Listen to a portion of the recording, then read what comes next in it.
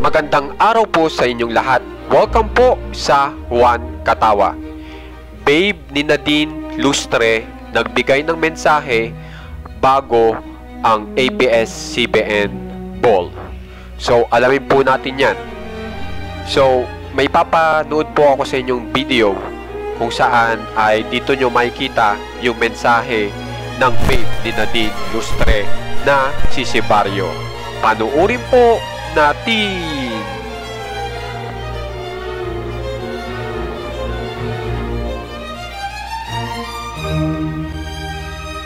So, yan po yung pictorial ni Nadine Lustre.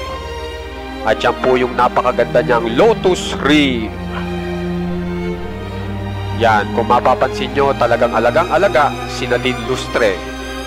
At yan, may message pa sa kanya. At yan, nagpre-prepare na po si Nadine Lustre. At yan yung mga isinuot po ni Nadine Lustre. Ang kinagandahan po dito, maganda po ang outcome. At yan na po yung message ng babe ni Nadine Lustre. Kung mapapansin nyo, putol. So, nandito po yung kompletong mensahe.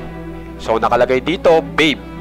Tapos, nakalagay, sabi, I wanna eat. Tapos sabi naman ng isa, Bon, I guess you are up. Tapos sabi, see you babe. OMG, you're watching. So pinapanood pala siya. Pinapanood pala po si Nadine Lustre ng kanyang boyfriend. Tapos sabi ng boyfriend ni Nadine, walk slowly please. You look good. Yan ang mga mensahe ni Sibario kay Nadine. Don't be too serious, please. Smile also.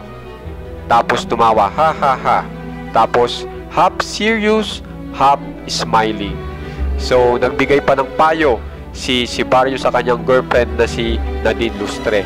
Na ito pong mensahe pong ito ay halatang-halatang ikinagalak ni Nadine Lustre kasi ipinost niya pa ito.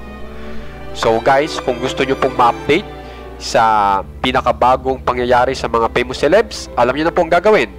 Subscribe lang po kayo sa ating channel na Juan Katawa. Maraming salamat po.